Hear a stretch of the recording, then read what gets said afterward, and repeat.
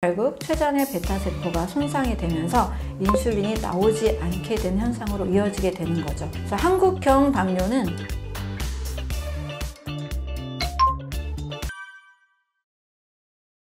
당뇨의 원인은 일단 정제 탄수화물 그리고 정제 당분이 저는 훨씬 크다고 봅니다. 일단 정제 탄수화물을 먹게 되면 급격한 혈당 상승이 올라가게 되면서 특히 우리나라 사람들은 밥, 빵, 면, 떡을 많이 좋아하잖아요. 또 식사 후에 케이크나 과자, 빵, 과자를 또 먹다 보니 정제 탄수화물의 양이 너무나 많이 들어오게 되죠. 정제 탄수화물은 분해가 되면 다 포도당으로 전환이 됩니다. 포도당을 운반하는 호르몬이 인슐린이잖아요. 그래서 췌장에서 인슐린을 계속 만들어내는 작용을 지나치게 많이 하다 보니까 결국 췌장의 베타세포가 손상이 되면서 인슐린이 나오지 않게 되는 현상으로 이어지게 되는 거죠. 그래서 한국형 당뇨는 밥, 빵, 면, 떡, 정제 탄수화물이 큰 문제라고 봅니다.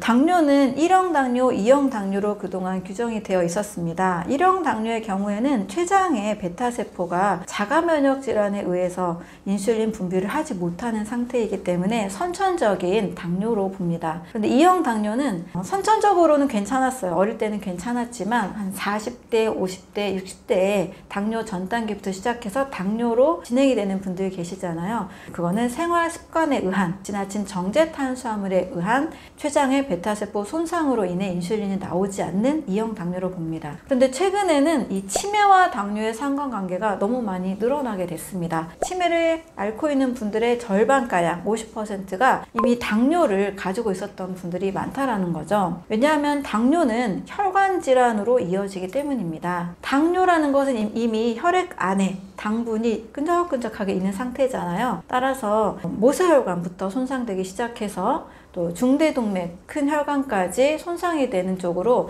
질병이 이어지게 됩니다. 모세혈관이 손상되는 것으로는 눈의 망막 변성, 그리고 당뇨병성 발 쪽이 이제 점점 괴사가 일어나고 썩어가게 되는 질환, 또 사구체, 모세혈관이 많은 신장의 사구체 쪽이 작동이 잘 되지 않으면서 신장 문제가 오고 신장 투석까지 이어지게 되는 거죠. 또 큰 혈관도 문제가 생기게 됩니다. 심장으로 보내는 혈액이 끈적끈적하다 보니까 심장 쪽에 산소 영양소가 공급이 잘 되지 않아서 심부전으로 이어지기도 하고, 또 심장으로 영양소를 보내는 관상동맥 질환, 뇌졸중, 뇌경색, 심근경색 이런 식으로 큰 혈관에도 문제가 생기게 됩니다. 근데 치매의 경우에는 뇌로 가는 산소 공급이 잘 되지 않고 영양소 공급이 잘 되지 않아서 생길 수 있는 질환으로도 보게 되는 거죠. 물론 지금은 베타 아밀로이드라는 단백질, 대사 산물이 뇌에 쌓였을 때 그것을 치매의 원인으로 보기도 하는데요. 췌장에서도 베타 아밀로이드가 같이 쌓여 있는 것들을 같이 보여주고 있습니다. 그래서 원인이 당뇨와 치매가 굉장히 많은 상관관계가 있고, 그 이전에, 치매 이전에 이미 당뇨로 인해서 베타 아밀로이드가 축적이 되기도 하고 뇌로 가는 혈관에 문제가 생겨서 치매를 유발하고 있는 것이 아닌가라는 제3형 당뇨로 이야기를 하고 있습니다. 당뇨 환자와 치매 환자에서 공통적으로 발견되는 것은 베타 아밀로이드 단백질이 췌장과 그리고 뇌에서, 뇌세포에서 발견되고 있다는 겁니다. 베타 아밀로이드는 제가 소화불량은 독이다 라고 자주 말씀을 드리는데요. 이게 소화 과정, 대사 과정에서 생겨나는 부산물이라고 볼 수 있습니다. 단백질 대사산물의 일종인데요. 이것이 췌장세포와 그리고 뇌세포에서도 같이 발견이 되고 있습니다. 당뇨와 치매 둘 다 혈관 질환이라고 보시면 됩니다. 혈액을 통해서 산소와 영양소가 공급이 되잖아요. 근데 이것이 잘 진행이 안 되는 방향으로 당뇨도 흐르고 있고, 역시 뇌도 충분한 베타 아밀로이드 때문이든 혈관이 약해졌든지 간에 뇌 쪽으로 충분한 산소와 영양소가 공급이 잘 되지 않는 상태로 봅니다. 두 가지 공통점으로는 베타 아밀로이드가 같이 축적이 되고 있고 혈관병이라는 공통점을 가지고 있습니다. 네, 당뇨 환자가 가장 중요하게 생각해야 되는 것은 일단 혈당의 급상승을 막아야 되는 거고요. 혈당 관리만 한다고 당뇨가 완치되진 않잖아요. 그러면 당뇨약 먹으면 다 나아야 되는데 오히려 더 심해지는 분들이 더 많으시거든요. 그래서 혈당 관리만큼 중요한 것은 췌장이 자극되지 않는 췌장 건강 식사법입니다. 저는 이제 췌장 건강에 굉장히 집중을 하고 있습니다. 사람들은 대부분 이제 과일하면 당분이니까 당뇨 환자 먹으면 안 돼 라는 이 논리로 가고 있습니다. 그런데 한번 생각을 해보세요. 과일을 먹는데도 당뇨가 전혀 걸리지 않고 오히려 건강한 동물들이 있습니다. 그것도 사람과 99% 유전자가 일치하고 해부학적 구조가 같은 유인원입니다. 유인원들은 과일을 주식으로 먹으면서 혈당 상승이나 인슐린 저항성이나 췌장의 베타세포가 손상되는 당뇨 질환으로 가지 않습니다. 오히려 만약에 그들에게 사람이 먹는 밥빵면 떡을 주고 치킨을 주고 피자를 주고 또 한정식 아주 10첩, 20첩 반상으로 구성된 한정식을 준다라면 그들의 췌장이 과연 어떻게 될까라는 것을 저는 생각을 해보게 됩니다. 우리가 먹는 식사에서 일단 당뇨가 있는 분들은 먼저 췌장이 좀 지나치게 일하지 않아도 되는 췌장 건강식을 추천을 드립니다. 췌장 건강식에서 저는 과일을 꼭 추가를 합니다. 거기서 대신 너무 단맛이 큰 과일들은 저도 당뇨 환자들은 추천하진 않습니다. 너무 즉각적인 혈당 상승이 일어날 수 있기 때문에 고당도 과일을 제외합니다. 또 인위적으로 너무 당분을 지나치게 넣은 과일도 제외합니다. 스테비아 토마토 같은 것도 제외하고요. 대부분 쌀밥보다도 안전한 당지수의 과일을 추천합니다. 사과나 블루베리나 딸기, 키위, 토마토, 또 귤, 오렌지 같은 과일들은 쌀밥의 당지수보다도 더 낮습니다. 당뇨인데도 불구하고 흰쌀밥 드시거나 빵, 국수, 라면 드시는 분도 계세요. 물론 현미 잡곡으로 드시는 분들도 계십니다. 근데 현미보다도 방금 말씀드린 과일들은 더 당기수가 낮습니다. 또 췌장이 굳이 일을 하지 않아도 되는 효소들을 가지고 있기 때문에 상당히 많이 췌장이 쉴 수가 있습니다. 저당도 과일과 그 다음에 신선한 채소, 또 채소의 경우에도 지나치게 많이 먹으면 체온도 떨어지게 되고 소화가 되지 않아서 가스가 찹니다. 그래서 생채소는 약간 익힌 채소찜이나 채소 볶음 요리를 통해서 채소를 먹을 수 있도록 안내를 합니다. 또 당뇨가 있는 분들의 경우에는 곡물 식사도 너무 지나치게 많이 할 경우에는 포도당으로 전환이 돼서 인슐린을 또 필요로 하기 때문에 곡물은 조금 적게 드시도록 안내합니다. 그래서 하루에 반 공기나 한 공기 정도의 소화가 잘 되는 식사 또는 볶은 곡식을 통해서 혈당 상승도 올리지 않고 소화가 잘 되는 식사로 안내를 하고요. 대신 단호박이나 고구마, 감자 같은 전분이 있는 구황작물도 드시기에 식단을 안내하고 있습니다. 이런 식사들이 훨씬 한정식 밥상보다 우리가 국과 찌개를 기본으로 먹는 밥상보다 췌장을 훨씬 쉴 수 있게 도와줍니다. 췌장이 과부하가 걸리지 않은 식사를 저는 당뇨식에 꼭 추천을 하고 있습니다. 과일의 경우에는 당도가 쌀밥보다도 더 높다라고 느끼기가 쉬워요. 그 이유를 제가 설명을 드릴게요. 과일은 구성 자체가 굉장히 단순합니다. 일단 껍질이 있고 또 딱 씹는 순간 수분과 당분이기 때문에 단맛이 바로 느껴지게 되죠. 그런데 이 수분과 당분의 비율을 보면 적은 과일은 5%, 많아야 15% 정도만 당분입니다. 100% 중에서 85%, 90%는 다 수분이에요. 그런데 구조 자체가 씹는 순간 수분 속에 당분이 있기 때문에 입에서는 단맛이 강하게 느껴집니다. 그런데 과일의 경우에는 이 당분이 100% 포도당이 아니에요. 과일은 15% 정도밖에 되지 않은 그 당분 속에서도 포도당, 과당, 자당으로 이루어져 있습니다. 거기에 과당 같은 경우에는 간으로 바로 이동을 해서 에너지로 바로 사용이 됩니다. 인슐린 저항성을 전혀 유발하지 않죠. 자당은 이제 설탕이라고 이해하시면 되는데요. 과당과 포도당이 또 섞여 있는 결합된 복합당입니다. 그러다 보니 또 한 번 쪼개야 되는 과정이 생기는 거죠. 그 당분 중에서도 한 3분의 1 정도만 포도당인 거예요. 그래서 과일을 100g 먹었을 경우에는 불과 한 3g에서 5g 정도만 포도당이 됩니다. 그런데 밥을 100g 먹으면 어떻게 될까요? 밥 속에는 약 33에서 40% 정도가 다 포도당입니다. 그래서 입에서 이렇게 씹어가지고 삼키잖아요. 그럼 포도당이 바로 분해가 되기 때문에 흰쌀밥은 특히나 더 즉각적인 혈당 상승이 올라가게 되고, 또 바로 포도당은 우리 몸에서 바로 사용할 수가 없어요. 인슐린이라는 호르몬을 통해서 세포 속으로 들어가야만 합니다. 인슐린을 너무나 많이 이제 필요로 하게 되는 거죠. 밥 100g 속에는 무려 33g 이상의 포도당이 들어있고, 인슐린을 필요로 하기 때문에 아까 과일의 경우와 비교했을 때 겨우 3g인 포도당인 경우와 굉장히 차이가 많이 나게 되는 거죠. 과일은 순수한 형태의 수분과 가치 있는 당분이기 때문에 우리가 단맛을 즉각적으로 느끼지만, 결과적으로는 인슐린을 그렇게 많이 필요로 하지도 않고, 또 혈당 상승에 있어서도 수분이 많기 때문에 쌀밥이 주는 그 혈당 스파이크보다도 훨씬 더 안전하게 올라갔다 내려가게 됩니다. 제가 한 8년 동안 아침 식사는 과일로 하고 있는데요. 과일 먹으니까 뭐 허전해요, 배고프지 않나요를 처음에 많이 질문을 하십니다. 우리 몸이 낯설기 때문에 그 공복감을 느끼는 거지, 지속적으로 먹다 보면 극심한 공복감이나 허기지는 것이 오히려 없습니다. 혈당 스파이크가 지나치게 올라갔다가 지나치게 떨어지는 그 순간에 우리는 배고픔을 느끼게 되는 거죠. 이거는 혈당으로 인한 배고픔이지 실제 우리 몸에서 정말 음식이 부족해서 느껴지는 배고픔이 아닙니다. 거짓 배고픔이라고 할 수 있는데요.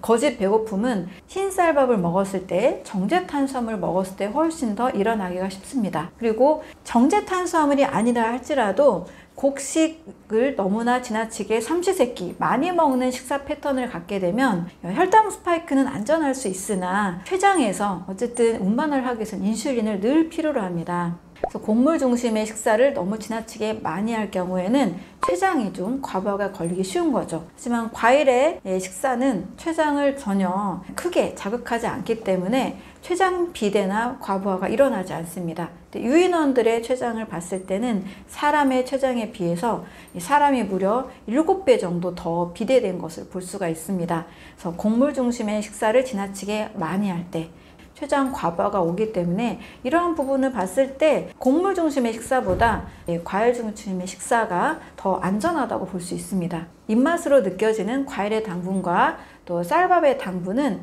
췌장 건강과는 또 굉장히 차이가 나는 것을 볼 수가 있습니다. 가장 금지된 음식은 바로 흰 정제 탄수화물로 만든 흰 쌀밥, 또 밀가루로 만든 음식입니다.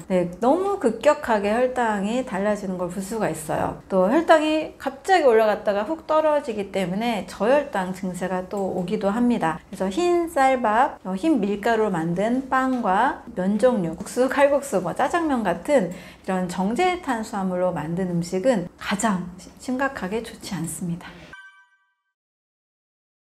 당뇨는 세포의 기능장애라고 볼 수 있습니다. 그래서 세포 대사를 튼튼하게 하는 식사법을 추천을 드립니다. 세포 자체가 영양과 해독의 원리로 꼭 필요한 영양을 공급받고, 또 독소가 잘 제거가 되는 세포 해독식을 통해서 당뇨도 예방하고, 또 당뇨 전 단계에 있다라면 충분히 많이 개선이 될 수가 있습니다. 저는 세포를 튼튼하게 만드는 식사법으로 아침 식사에는 안전한 당을 드시고 싶다라면 저당도 과일과 채소, 샐러드를 같이 드시는 것도 추천을 드립니다. 일단 아침에 너무 과하게 아침 식사를 드시게 되면 역시 또 굉장히 많은 인슐린, 굉장히 많은 소화 요소가 필요합니다. 그래서 아침은 임금님처럼 먹고 저녁을 거지처럼 먹어라 이런 말이 있는데요. 저는 오히려 아침을 더 가볍게 소화기관, 췌장을 지키는 방법을 더 추천을 드립니다. 유인원들이 췌장 비대가 없이 건강한 몸을 만들 수 있는 것도 역시 주로 과일과 채소를 많이 먹기 때문이라고 볼 수가 있습니다. 아침 식사로는 저당도 과일, 사과, 키위, 블루베리, 토마토 이런 저당도 과일을 드시고, 단맛 자체가 나 너무 불안해요 하시는 분들도 계세요. 그런 분들은 좀 소화가 잘 되는 채소를 좀 곁들여서 같이 드셔도 좋습니다. 두 번째로는 이제 점심 식사에는 볶은 곡식을 활용한 식사법과 채소, 견과, 샐러드를 추천을 드립니다. 일단 볶은 곡식이라는 것은 밥을 해서 한 번 더 열로 곡식의 겉을 약간 태운 겁니다. 그렇게 처리를 하게 되면 혈당 상승도 빠르게 올라가지 않고 소화도 굉장히 잘 됩니다. 또 볶음국식의 겉에 열을 처리한 것을 통해서 해독 작용도 같이 일어나게 됩니다. 볶음국식 식사와 함께 채소를 드실 때는 채소를 잘 익혀서 드시는 것도 좋습니다. 약간의 생채소는 괜찮은데요. 생채소를 지나치게 많이 먹을 경우에는 우리 몸에서 또 소화가 안 돼서 가스가 차거나 또 설사를 하는 경우도 있습니다. 채소를 좀 익히고 생채소를 약간 얹고 또 견과류를 하루에 한 50g 정도까지 먹어도 좋습니다. 이렇게 드시면 상당히 포만감이 있어요. 견과류가 주는 좋은 지방을 섭취해야만 세포 맛과 우리 몸의 호르몬의 원료, 뇌세포의 원료가 되기 때문에 건강에 좋습니다. 저녁 식사로는 블루존에서 많이 먹는 식사를 추천을 드리는데요. 블루존에서는 올리브 오일과 또 신선한 채소를 잘 볶아서 먹는 요리를 많이 먹습니다. 올리브 오일을 하루에 6숟가락까지 추천을 하고 있는데요. 너무 이제 지나치면 좀 힘이 들 수 있으니까 올리브 오일 한 2숟갈에서 3숟갈 또는 들기름을 사용해도 괜찮습니다. 그리고 채소로는 세포를 좀 튼튼하게 만들어주는 십자가 채소, 또 베타카로틴이 많은 채소도 좋습니다. 당근이나 단호박이나 베타카로틴이 많은 채소와 함께 또 양배추나 브로콜리, 케일 이런 채소들을 같이 활용하는 것도 좋습니다. 들깨를 사용해서 들기름과 같은 효과를 사용하는 것도 좋고요. 이렇게 저녁은 채소, 올리브오일, 들기름, 볶음을 드시면 혈관 건강에도 좋고 염증도 제거가 되는 좋은 장점들이 있습니다. 이렇게 과일, 채소, 또 볶음국식, 견과류, 단호박 이런 것들을 활용하시면 세포가 건강하게 되고 또 염증도 제거가 되는 결과들을 얻을 수가 있습니다. 당뇨, 혈당에 문제가 있는 분들이 굉장히 많이 계시죠. 당뇨가 있는 분들에게 제가 꼭 먹어야 되는 음식과 먹지 않아야 되는 음식, 또 그분이 지킬 수 있는 실천 가능한 범위 내에 식단을 짜드립니다. 당뇨가 있는데도 어떤 분들은 국수 굉장히 좋아하시고 또 떡도 좋아하시고 또 쌀밥 많이 드시는 분들 많이 계시더라고요. 네, 그런 분들에게 칼국수나 국수 종류 또 떡 같은 거를 최대한 왜 안 좋은지 설명을 충분히 드리고, 이런 분들에게 대신 저는 저당도 과일과 현미 식사와 차라리 고구마와 단호박 이런 식사, 그리고 잘 익힌 채소, 생채소는 일정량만 드시게 하고 잘 익힌 채소로 소화를 잘 되게 돕습니다. 그랬을 때 어떤 분은 2주만 해도 200에서 120까지 혈당이 떨어진 분들도 계세요. 그런 분들이 잘 몰랐던 것은 과일은 당이 높아서 먹으면 안 돼 라고 생각을 하셨다는 거죠. 사실 많은 분들이 그렇게 알고 계시고, 또 병원에서도 사과 한 조각만 먹어도 마치 당이 많이 오르는 것처럼 안내를 받기 때문에 과일 하면 당 오른다 이렇게 해서 과일을 안 드시는 분들이 상당히 많습니다. 그런데 과일에 있는 비타민, 미네랄 성분은 오히려 인슐린 저항성에 굉장히 좋은 효과를 가져온다라는 논문 연구 보고들이 많이 있고, 또 저도 과일 식사를 권했을 때 오히려 이 혈당이 더 안정이 돼서 체력이 더 좋아졌다, 누워만 계셨는데 일상생활을 할 수 있는 힘이 생겼다, 이런 분들이 더 많으십니다. 대신 당분이 너무 높은 거는 씹었을 때부터 불안감도 상승하고 혈당이 실제 오르기 때문에 일단 저당도 과일을 추천을 드립니다. 저당도 과일과 함께 단호박이나 고구마로 좀 밥의 양을 좀 대신 채울 수 있게 도와드려요.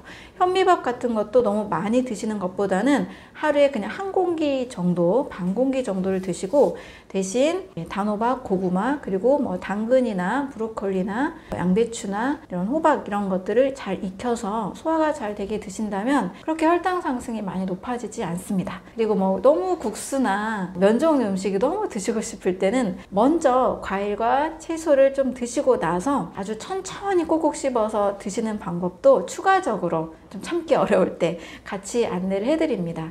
견과류도 단백질도 많고 지방도 많은 음식이기 때문에 견과류도 포만감을 위해서 굉장히 좋은 효과가 있어서 이것도 잘 드시도록 안내를 하고 있습니다. 어떤 분은 한 600까지 너무 심각한 당뇨 있으셨는데요. 이분도 빠르게 한두 달 안에 300, 200 이렇게 떨어진 사례들도 있고요. 음식을 바꾸면 당뇨는 굉장히 빠르게 호전이 되는 편입니다.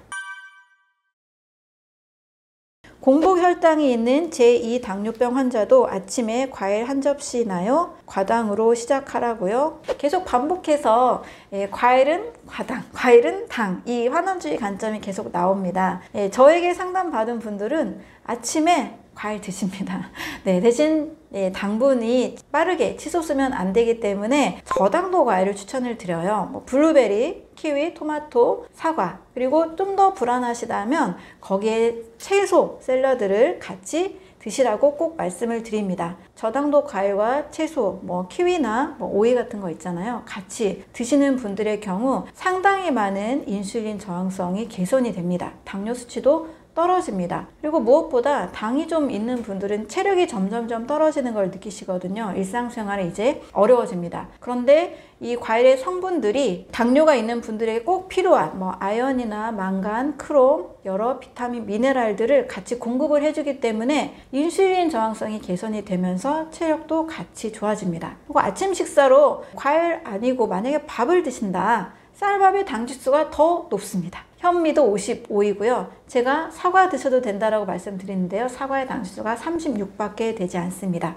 키위, 블루베리, 토마토는 더 낮습니다. 쌀밥도 드시는 분들이 과일의 과당을 걱정한다라면 조금 더 집중해서 공부를 하실 필요가 있다고 봅니다. 과일의 그 달콤한 단맛 때문에 무조건 당분을 경계하시는데요. 쌀밥도 드시고 빵도 드시고 국수도 드시고 떡도 드시면서 과일을 안 드시는 분들은 얼마나 당지수가 더 차이가 나는지를 꼭 확인해 보세요.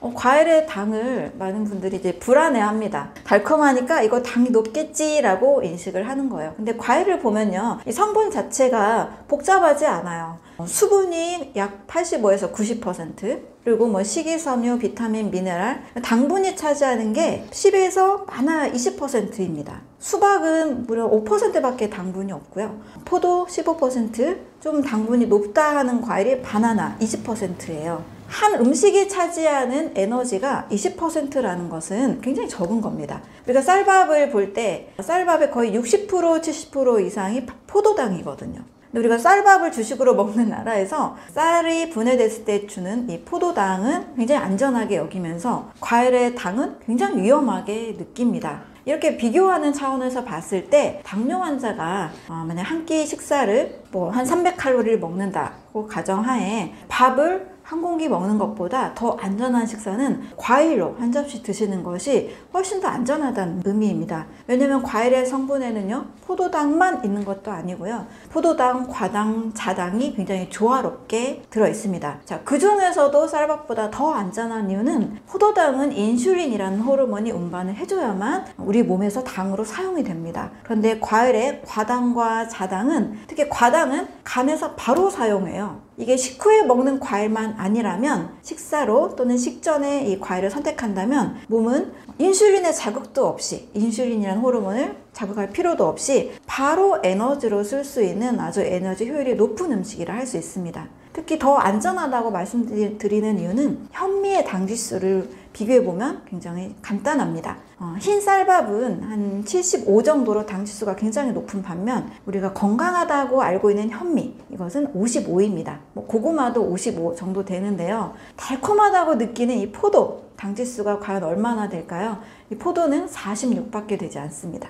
사과, 그 다음에 귤, 오렌지, 키위, 블루베리는 더 낮은 당지수예요. 그래서 당지수 피라미드를 보면 가장 바닥에 있는 것이 과일과 그리고 채소군입니다. 그리고 가장 높이 있는 꼭지점에 있는 이 당지수 높은 음식이 백미, 국수, 라면, 우동, 떡 이런 음식입니다. 근데 제가 당뇨 환자들 옆에서 보니까 떡도 잘 드시고 우동도 잘 드시고 국수도 잘 드시더라고요. 그런데 과일은 한 조각 드시는 것도 굉장히 불안해 하시더라고요. 굉장히 이거는 이 과일의 당에 대한 잘못된 오류 지식입니다. 당뇨 환자라면 물론 이제 당이 높은 과일은 심리적으로도 불안감을 줄 수 있어서 저도 당이 낮은 과일을 드시면서 마음 편히 드시라고 말씀을 드립니다. 실제로 그냥 제 책을 6번 정독하시면서 마음 편하게 과일 채소로 식습관을 쌀밥보다 이걸 많이 드셨을 경우에 뭐 한 달 안에도 혈당이 한 400에서 150까지 떨어진 분도 계시거든요. 만약에 불안하시다면 당도가 낮은 과일, 블루베리, 키위, 오렌지, 당도 낮은 과일 그리고 채소를 좀 같이 드시면서 안전하게 드시면 절대 당에 문제를 일으키지 않습니다. 오히려 과일과 채소에 들어있는 크롬을 중심으로 한 다양한 비타민, 미네랄들이 당뇨 환자에게 꼭 필요한 당을 공급해 줍니다. 정상 혈당을 가진 분들이 드시면 더 말할 것도 없이 건강해지겠죠. 그래서 하루에 저는 실천할 수 있다면 최소 한 끼 이상, 2끼까지도 과일 식사를 하시게 되면 지금 백미나 또 쌀밥 위주의 식사를 하시는 것보다 훨씬 더 건강하실 거다라고 말씀을 드립니다.